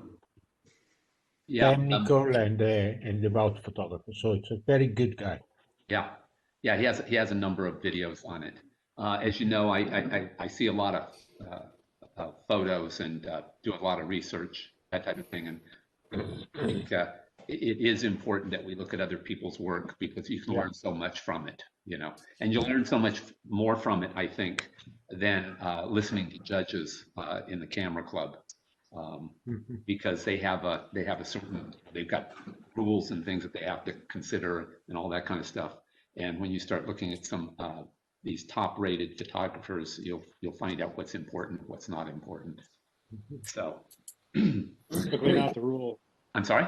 It's typically not the rules that's important. But yeah, exactly. Exactly. Yeah, I noticed one of his, and I thought, oh, the judges would be saying, don't put that branch right in the middle when it's too dark. It's seen in half. And, yeah, that's just, you know. So This is the dead center. Yeah, yeah. Most of the great photographs in the world would be pooped on by a lot of our judges. But part of that is not really the fault of the judges. I mean, let's talk about this for just a second. The amount of time that the judges are given to review those photographs, you know, they really don't have time to explore the photographs, and they don't really have time for intellectual considerations to develop. There's not time for emotional considerations to develop. So, you know, and I'm part of this. We complain about the judges, but really and truly, it's not entirely their fault. It's just the time constraint to get through it. Some of these photographs, I mean, these were some great photographs, but I'm sure that given time to really look at them, and like if I had them hanging on my walls here, I would discover new things in those and appreciate them more as time went by. Right. And I've done, and judges, generally it's impact, the immediate impact. And I'm at fault with this with my own photographs. I'll get hey, this is really great. I print it, and maybe I put it on the wall, and 2 weeks later I'm sick of the damn thing. What the hell is this? You know, what's the point? So you know, it happens, but it's just the nature of the beast. Yeah, well, I agree with you that there are severe restrictions when we have in-person judging, and I think what we're seeing with the way we're doing it now, that the judges have a lot more. I mean, they can really study a photo. They have a lot more time to organize their thoughts and think about them. So I think that's a real positive thing for what we're doing now. Anybody else? Quite a lot of that was, well, in fact, probably all of it was darkroom work. Real photography. Yes, that was real photography. That was all film photography. Right. Yeah. And the scaffold shot, I'm sure that's all darkroom magic. I probably. The faded so-called second level doesn't make sense. And if you look at it closely, you'll see one of the cross beams is dark across the person supposed to be in front of, and then it goes light, or you know, so So I think that's totally fake, that one. It may well be, but you know what I like I said. There's somebody who's a darkroom person. Right. I was looking at some of those images, and and I don't think there's a thing wrong with it, but I think some of the people were staged. I think the one coming down the stairs, I don't think it was an accident that they were so perfectly placed. I think that took a little bit of planning. Might be wrong, but if you looked at some of the people were stopped and they weren't walking anymore. And well, the as I pointed out, that photo approaching shadow, he had his cousin stand there, and then in the dark room he created that diagonal shadow on the right. But that's perfectly acceptable because that's his vision. Right, He's exactly. creating art with his vision, so it really doesn't matter how it got there to me. Yeah. But if you saw a raw negative from Ansel Adams printed, you wouldn't believe it was Ansel Adams. That's true. Same thing. It's all the Same thing with Same thing with Cartier-Bresson. He didn't print any of his work, I believe that's a correct statement. I don't think he printed any of his work because he said he didn't want to spend time in the dark room. And from what I've heard is that his negatives were really crap. People really had to work on them. Yeah. So, well, hell, I can do that. Yeah. That's where it counts that you have good people with you. Yes. Right. It also says, going back to what Ed was saying about Ansel Adams, he had over his career he had a number of printers, and if you look at things like Moon over Hernandez, this most famous one, if you look at those printings as you go through the decades, those prints change. They change because the printer changed, or if he printed them because his ideas changed. Yeah. So the other thing that changed was the papers changed. They had less silver in them, and I know he wrote about that. He complained about it, and pissed and moaned and griped, but couldn't change anything. Not only that, but paper types, that he used. So I mean, there's a lot that goes into it, obviously, but he was certainly involved in and larger, the entire lighting system. He wrote a book just on the print and one on the negative. So he was really, really deeply involved, and I was surprised he didn't get on and repeat for his book on the negative. It's amazing.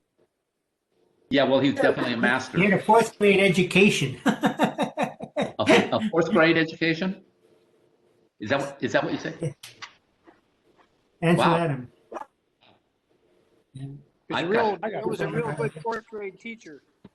Yeah, I've got a 5th grade education, so I'm better. Is that all we need to have all those awards that you got, Jim?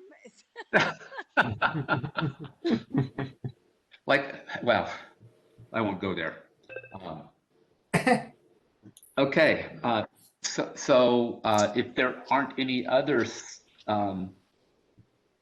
comments, then what I'll do is I'll talk about the book project. So we had Cam Jacoby. He's a photo instructor at Hancock, and he was the judge for this. I asked him to give us a statement about how he judged, and then to make some remarks about each of the books. So he made those remarks, and I returned the books over to Scott's shop, and in each book he's left his remarks for the bookmaker. Cool. So here's what Cam says. He says, "I love and collect photography books, so it was a pleasure for me to have the opportunity to share my thoughts about this wonderful collection of books by members of the Santa Maria Camera Club. I will admit that it was more difficult than I expected to rate these books for awards. There was such a variety of work in size, subject, and format. It was a bit like the cliche of comparing apples and oranges. I would have liked to break them up into more defined categories, but alas, that was not part of my job. Excuse me, he says, I made my decisions based on the entire package: theme, topography, design, images, and sequencing. In each book, I could find exceptional individual images, but that was just one small part of my reasoning. As with any contest where I am required to select winners, I can only rely on my instincts, experience, and opinions. Take what is useful from my comments and let those opinions that you disagree with fortify your own ideas about photography and photographic books. So that was his statement. And now I'm going to read I read the points that were awarded by CAM. Now these aren't in any particular order. I would assume they're just the order that CAM looked at the books. So the first one is My Monochrome World. That was, and I gave him a scale of, you know, like we do up to 21 points maximum. So my Monochrome World was 15 points. I believe that was Ed's book. No, that was mine. Was it yours? Oh, yeah. Okay. Okay, I couldn't remember. So the next one, Ireland, A Brief Look at the Emerald Isle. That was Tony's, and that was 16 points. Preston Castle was 19 points. That was Tony's. Mostly Pairs, that was 20 points. That was my book. Impressions was 17 points. That was my other book. The next one, Dr. Ed or Doctored. It's spelled the word Dr. - Ed. That's Cheryl's, and that was 15 points. 1585 Central Coast Renaissance. That was Ed's, and that was 17 points. Bodie, A California Ghost Town. That was 16 points, and I'm not sure whose that was. Mine. I'm sorry? Tony. Tony, okay, yeah. Carrizo Plains, that was 18 points. That was Elaine's. And the last one was A Fall in Maine, and that was 17 points in Greg's book. So, so that's how the scoring went. And so now we're going to show, we had, I asked Cam to do a first, second, third, and an honorable mention, but he gave 2 honorable mentions. So I guess we'll look at those now. I'd like to do that, but unfortunately, WebEx has locked up on me. Oh, really? Yeah, it keeps telling me I need to exit. If I exit, that ends the meeting. So. Shoot. Well, you all should know that on February the 3rd at our program meeting, we will be reviewing each one of these books. But maybe, Jim, you could at least give us who the winners are, even though we can't show them. We will see them again. Sure. In detail. Right. Okay. So the first place was Mostly Pairs. That was a 20 point. That was my book. The second place was. Congratulations, Jim. The second place was Preston Castle. That was 19 points, and it was Tony's. Very nice, Tony. Congratulations. Third place was Carrizo Plains, and that was Elaine's book. Yay! Then honorable mention was 1585 Central Coast Renaissance. That was 17 points, and that was Ed's. And, Eddie Powell. And the second honorable mention was A Fall in Maine, and that was 17 points, and that was Greg's. So. Congratulations, everyone. And then for the program meeting, anyone who wants to, and I would encourage everyone to make a digital book of your work. You can do that with a PDF, or you can, if you created a book in Blurb, you can go up to the Blurb website and show a preview from the Blurb website, or you can, if you made it in Bookright, you can open the book in Bookright and then do the Bookright preview show. And there's another way to do it. Tony, what's I made a PowerPoint of mine. PowerPoint? Yeah, that's what it is. A PowerPoint, or if you're on Mac, it's God, what is it called? Keynote. Keynote, yeah. Yeah, Keynote. yeah. I made it in Keynote, but I saved it as PowerPoint. Yeah, very good. So that would be, I'd really like to see those. And then if you want to, you can read the best parts of what Cam said about the book, and leave out anything that you don't like. That he did that and took the time to do that. But yeah, I will tell you one of the common points. I won't say it's a criticism. He said you should put your name on the front of the book, and there was only one person who did that. Well, she can speak up for herself. all right, Elaine. Was Elaine? That was on the back of my book. But the other critiques were things like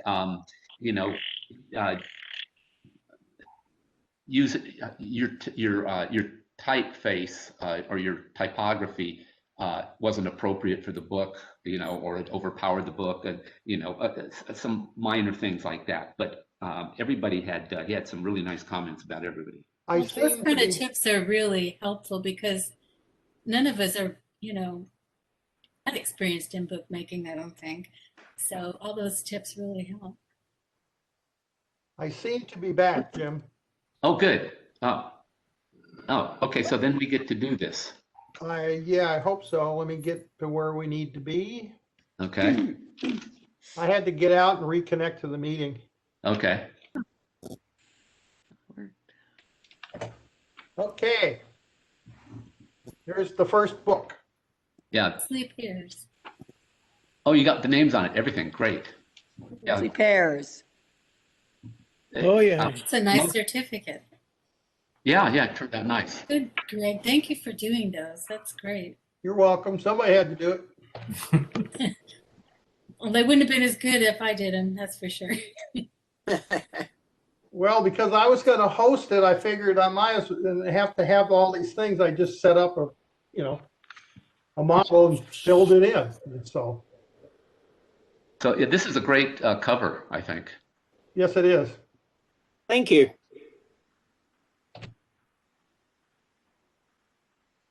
This is Elaine's. Yeah. Very good. Very nice. I'm looking forward to seeing the contents in February. Yeah, Elaine has some really beautiful work in her book. Yeah. Well, thank you. And I've been out there with them, and the photos really, the planes are really not as beautiful as the photos. Well, it's people could be protesting. It's a challenging place to photograph, but I've been out there many, many times, and it took me several. It was not just 1 year of photos. That's for sure. That's very cool. I love the cover on this one. Yeah. There was some great. I'm looking forward to seeing this, but because I know Ed has taken some really wonderful photos of. Well, it looks like some of the guys that raided the Congress. Yes, that's what I was thinking. Yeah. Hang on a second. I will. I think Cam said about this one. He said the pictures were really sharp focus, and the people really looked like they really felt comfortable with Ed. it showed in in their faces, that type of thing. So he was real. He thought a lot about Ed's ability to relate with people, I think. A fall in May. Oh, beautiful. That is beautiful. I'm looking forward to the February meeting so we can see more of these books. Yeah. Yeah, this one is actually a travel log of a trip I did in 2018. Is this where you fell off the bridge? Yeah, not the bridge. I fell down the granite stairs at Acadia National Park. Ah, that's right. So it really was a fall in May. That was the play. That was literally, that's what it means. The people who were with me knew I fell down and was injured. Well, that's why I named it.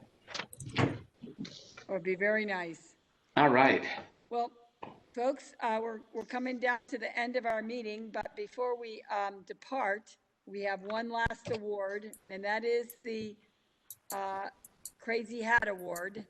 I get to give that award, and I have seen all the hats. Without a doubt, the farting hat wins. Penny, would you like to show us that again?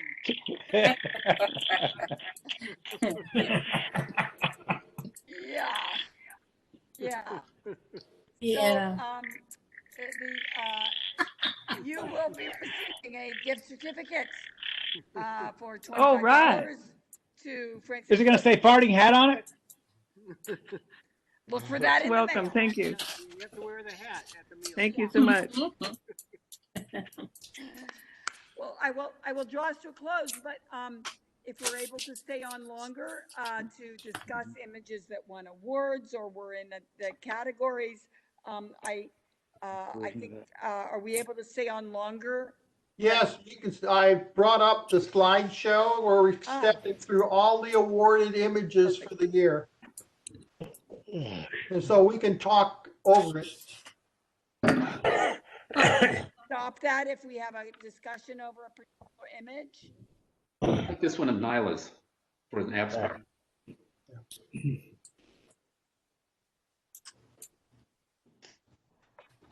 Yeah, if you want me to stop at an image, just say so and I'll stop and back up to it.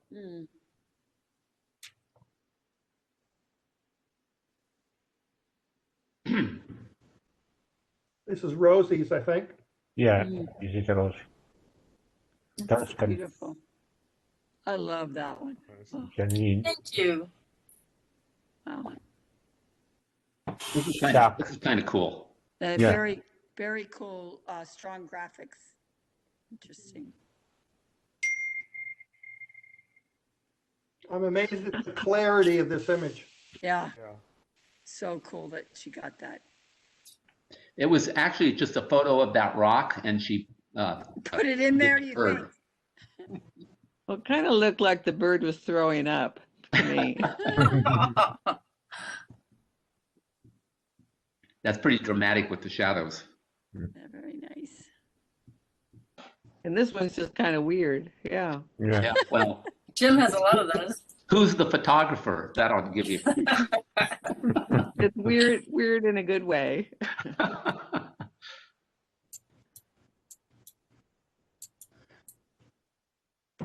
Those are really dramatic clouds, Greg. That was yours, Greg, right?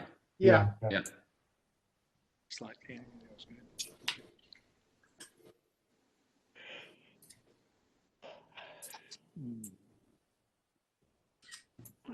Let's see if I can get cancel in again.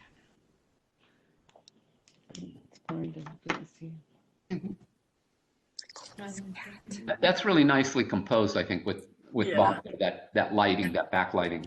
I thought so too. It has a lot of impact. Yeah. Whose is that one? That was mine. The Death Valley one. Yeah. What year was that? Oh, you remember? It was probably around 2018, I'm thinking. We went or before? It It might have been that year. If I can't, I'd have to look that up.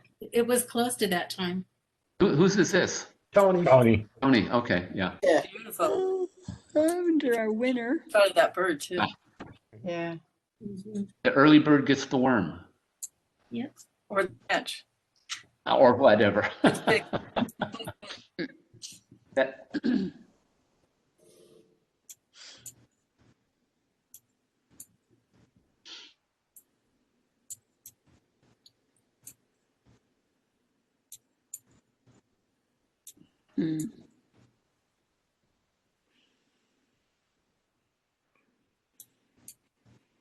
Wow.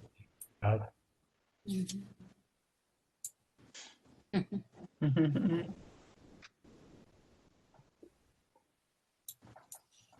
was thinking something like that. That was just amazing. Yeah, that's beautiful. That's this. And they,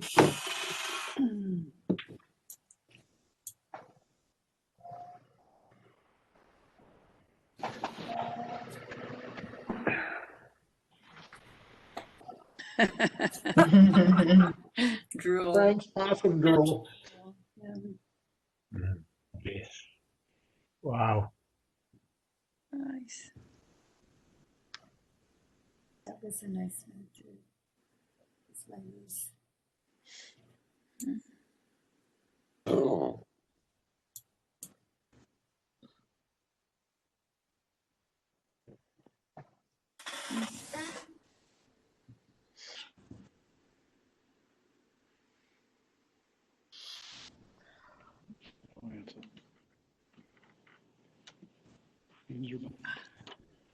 That's A lot of beautiful images. Yeah, that's really a beautiful image.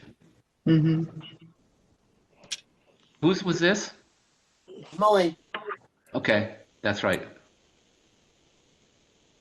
Is that boat still there? Yeah. Yes.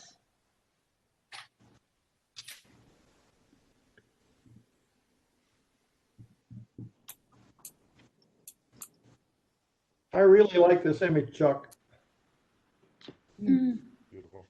Is Chuck still here? I don't know.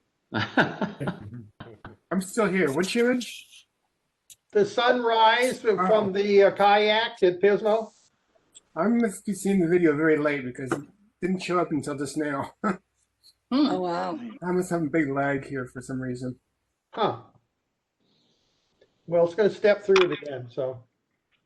It's just going to, it takes about 6-7 minutes to get through all of it, and then it starts over again.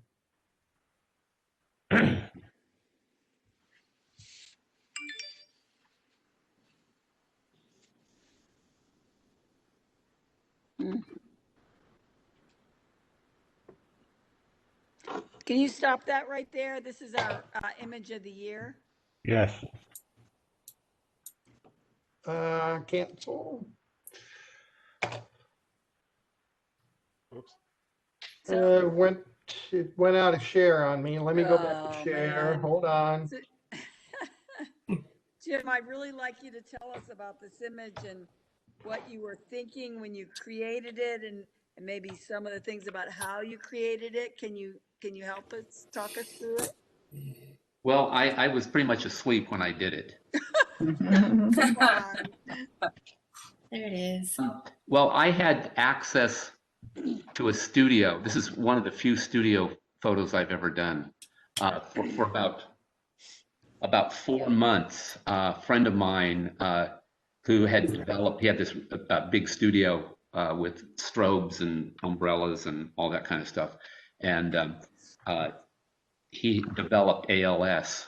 And so he let me use his studio. And so what I did here is I set the vase on a table, and it just had a white backdrop, and I made the photograph of it, and then of course I added the spheres at the bottom. Those are Photoshop. I made those in Photoshop. Sure. And then to make the vase appear as it did, I just cut out part of the table. Oh. But okay. Yeah, I mean, it's Photoshop, guys, you know? The vase wasn't really balanced like that. No, I made a couple that where I actually balanced the vase. It was a different vase, different style, and this one you can see that it's completely off balance with that lily Yeah. hanging out like that. That wouldn't be possible. And no, yeah, exactly. That was my question, because I have the feeling the vase falls down, so you have 1 million of seconds to make this picture. Well, it depends how heavy the glass was of the vase. Well, no, I My just eyes want to believe it. yeah, no, just I mean, literally, there's so much leverage on that. I mean, if you looked at a lever, you know, a ball and a lever, there would be so much leverage that you'd have that ball would move really easily, you know. But so, and then the rest of it, the background is like I said, was a white, just a white background, and I added some stuff in Photoshop to make it look like there's a floor, and that was just drawing a horizontal line and making a different color makes it look like on a background. Very effective, then. Yeah, thanks. And then I put a stroke around it. And when I do strokes like that, I always put at the top of the image, I put a new layer, basically an invisible layer, and then I put a stroke on that layer. And I do that because then any changes, like if I add a curve or some other type of layer to adjust the image, since that stroke is on the top layer, it's not affected. So if you can do in Photoshop, you can do an FX, a special effects, and one of the things you can do is put a stroke, but then any kind of changes that you make on layers above that, it's going to affect the color and the luminosity and that type of thing of the stroke. So then if you don't want the stroke, all you have to do you just have to turn off that layer. You know, it's really easy and print your image. But the idea, I don't know. Just looking at photos, there's a Japanese photographer named Masao Yamamoto, and the idea really comes from him.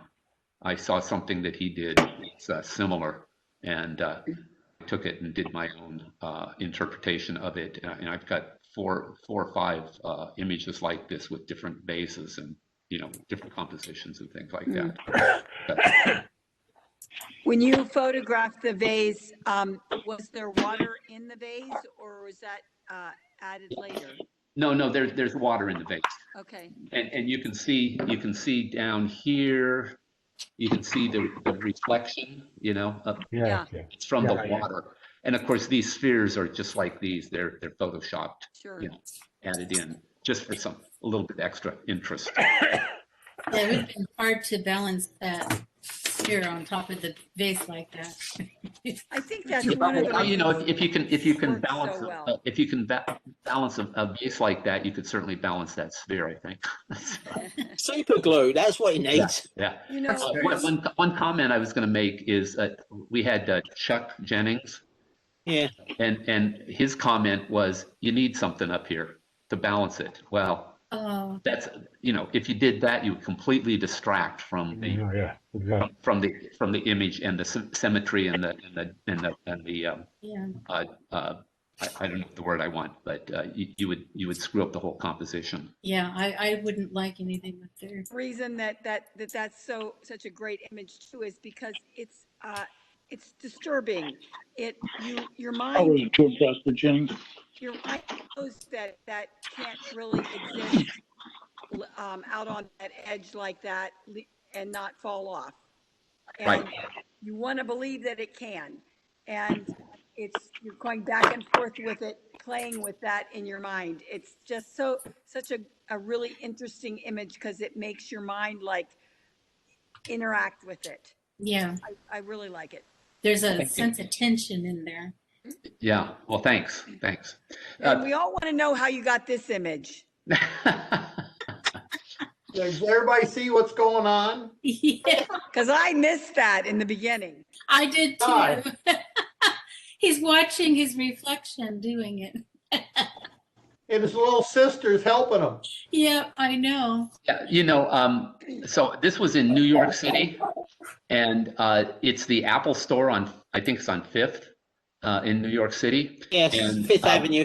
Yeah, Fifth Avenue, and I was standing around looking at, you know, and I made several photos of the store with people and stuff like that, and then I saw this little girl and her brother. And I think the woman there on the left must have seen them also by the look on her face. Yeah. And I thought I think you can look at it close. I thought she was holding his penis for him, but I think she's just pulling his pants down. Yeah. But that would be a little bit intimidating to take that photo because you don't want people to think, you know, especially children anyway, but when. Yeah, I never worry about that. Are you sure you didn't stage that, Jim? It's like, Yeah, I'm sure. go over there and pee, okay? Well, the title of the what's the title, Greg? I can't remember exactly. Windows users at the Apple Store. Right.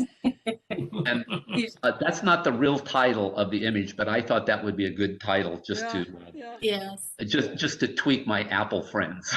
It's actually Team 47. So anyway. Very good. Amazing that you got that. Yeah, it is. Well, it's decisive moment, being at the right place at the right time. That's all. Yeah.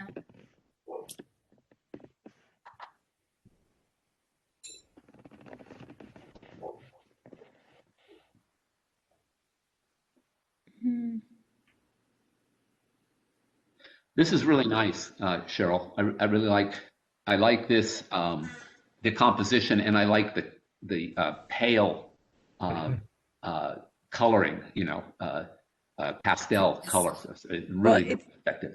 Thank you. It's in my book, and when we do the books, I'll show. I showed how I made those images, so the composite pictures are in there. So we'll see that in February. Very good. And that horse actually did have blue eyes, right? He did, yes. Because they do have blue eyes. People don't understand that, but they do have blue eyes. Yeah. Blue eyes, absolutely. Mm-hmm.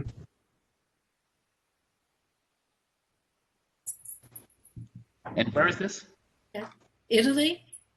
Uh-huh. Is that Italy, That's Rosie? it's in Tuscany. Tuscany, yeah. It was from a balloon ride over Tuscany. Oh, gee. Wow.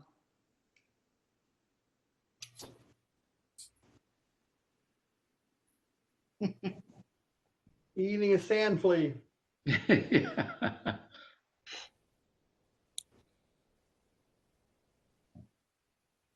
Tony, how do you pronounce that?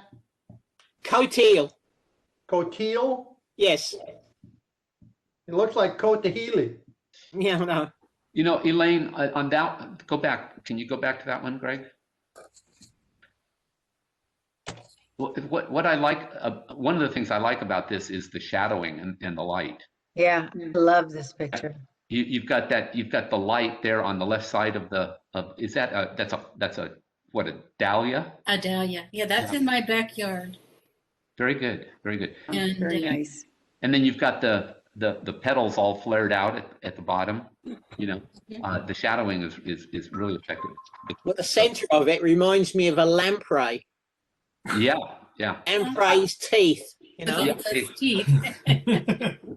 I was thinking of an artichoke, but you know, it could be. I don't know what it is about flowers in black and white, but I'm just really drawn to the monotone.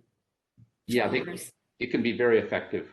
because that's such a colorful flower, but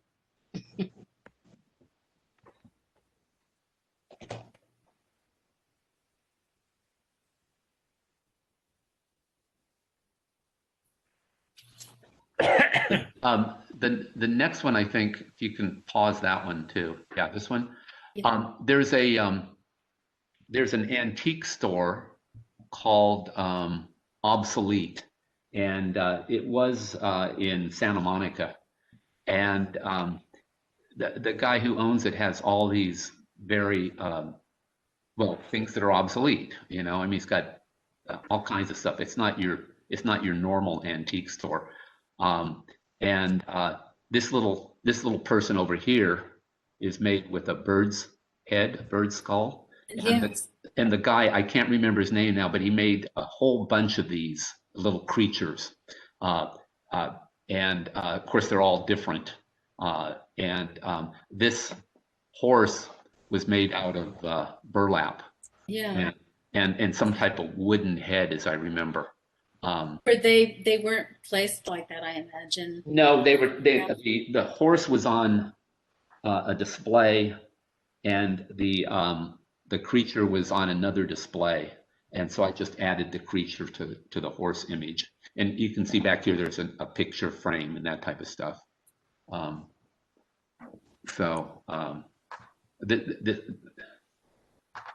Yeah. That's I like it. another photo that really makes you, it has that tension to it.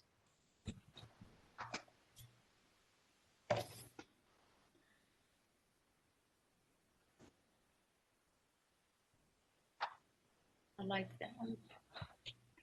Very nice.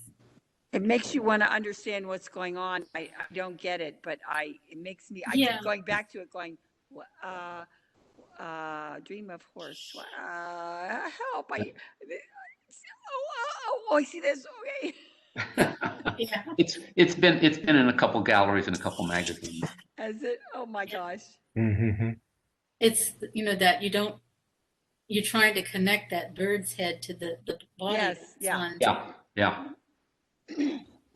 Maybe I'll show some of those photos.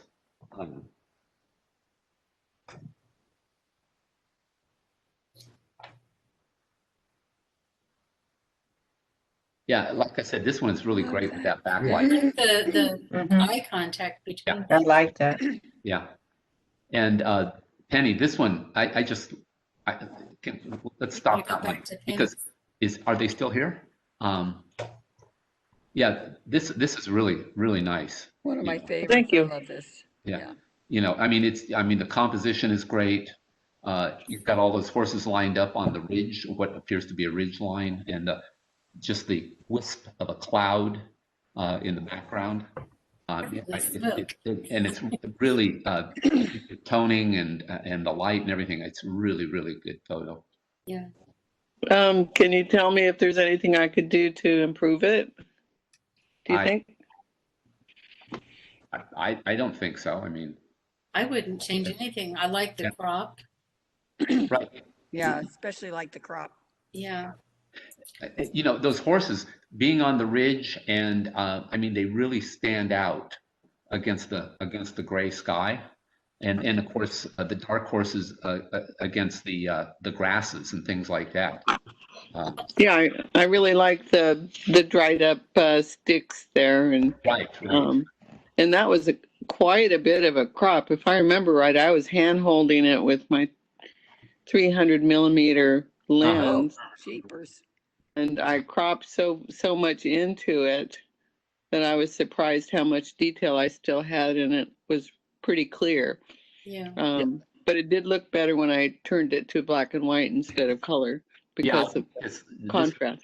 It also seems more appropriate for the time. For the time. Yeah. I also like the fact that the land is at an angle. I think that really adds to it too, instead of it being level. Yeah. Well, I think that's one of the key things, because it would not have the same impact if you had if you leveled that out. It just wouldn't be the same. And also, you have these dark horses here, but then you've got all these light horses over here and sort of a little lighter here. So you've got this progression from light to dark to, lighter, but being light here, they really catch your attention because of the darkness of the other. So. And the other ones are lighter and covered more with the sticks. Yeah. Right. Exactly. Yeah. Exactly. Like they're going off to slaughter some Indians. Authentic. It looks like an authentic photo that you would see. Yeah. I think the cropping probably helped it, because if it was really sharp and looked too much like a digital image, I think it would have detracted. So yeah. Where did you? Is this a rifle the guy has? Yeah. Yeah. Either that or a flag, and I can't tell. Yeah, it's too. It looks like a flag to me. Okay, a flag. Okay, but I think that's an important part of the photo, I think. Mm-hmm. So when did you take these, Penny, and where, and who are these people? This was Civil War down in Moore Park for the Civil War reenactment, and these are the Confederates. Oh, okay. And were they actually on a hill, or did you make that a hill later, make a slant for that? No, that's where they were, up on the hill. Okay. The battle was actually going on in the bowl of the ridges on either side.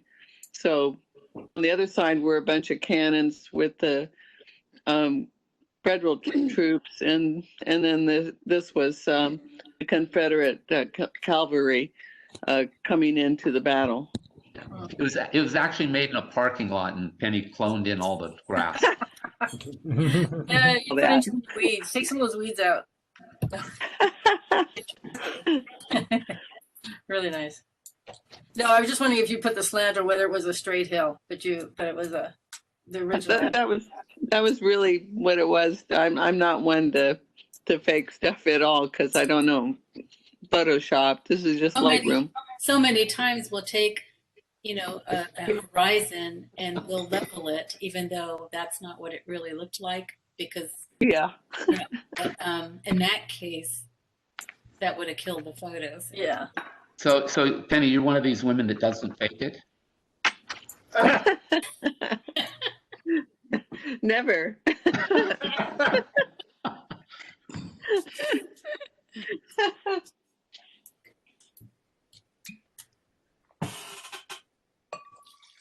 This is a beautiful photo.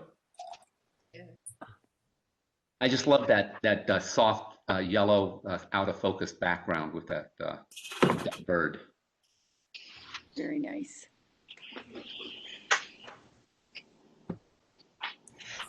Added a talented photographer in this past year with Frank, so that's really kind of cool.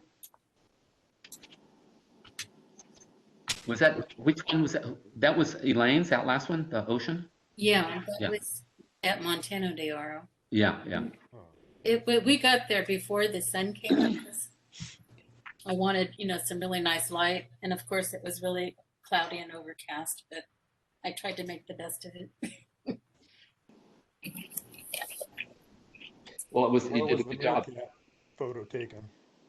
Folks, your MC is leading for the night. We'll see you next week. It was wonderful to share all of this with you. Stay on as long as Greg allows you. Well,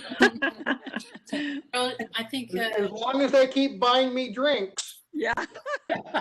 Your format for our program, it was very nice. Yeah, very nice. Thank you. Before Thank you, Cheryl. Can I say something before you leave, Cheryl? And I really want to thank Scott and Cynthia for coming, and just to say that we really did love Jim. He was such a sweet person and valuable member of our club. And so I'd like to extend to you an invitation if you'd like to become members as well. We'd love to have you. And but I really want to let you know that Jim was very, very special to all of us. Special. Yeah. Yes, he was. Yes, it was. He felt like family. Yeah. But I'm not. So we live very far away. We both Yeah. say.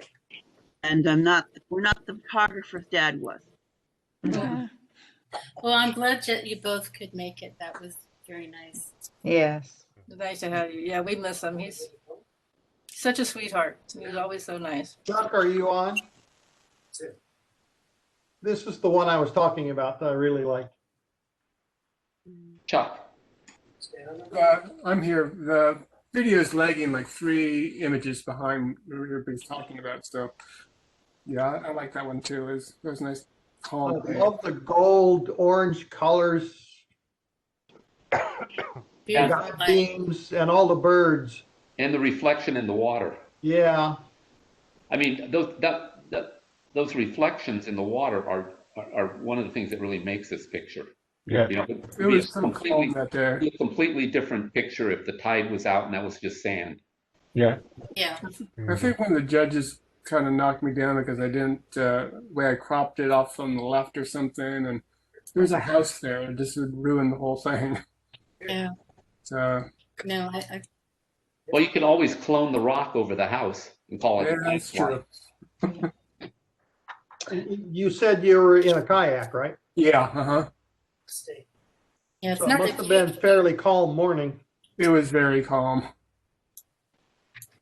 Well, and you've got the rays of light coming up over the. Yeah, that was. You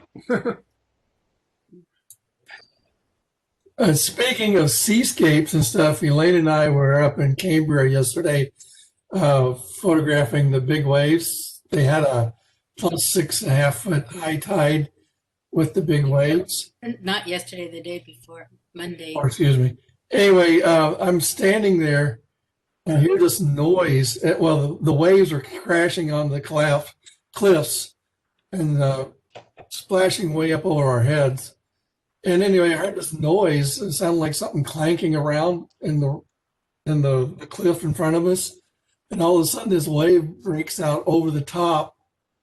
It didn't get me wet, but it chucked out a rock.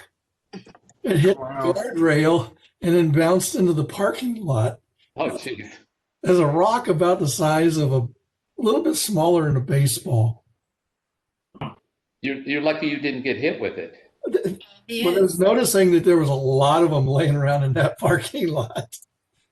Did it come off the cliff or was it part of with the wave? Did the wave pick it up? I think the wave broke it off and it just pushed it up. I think it lifted it from the bottom. I think it was on the bottom and it just. It may have. Did it? They got a picture of it. Yeah, I have a picture of the sequence of the flying out. You ever think that maybe Elaine put the rock in the water? I think she threw it. I told him where to stand.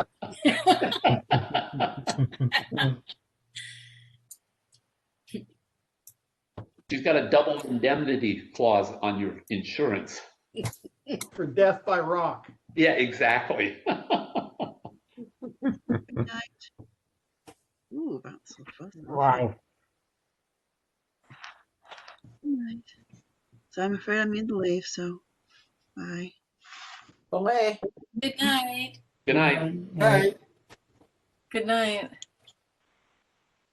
Good night. I'm logging off too. I love Bye. you. Good night, everybody.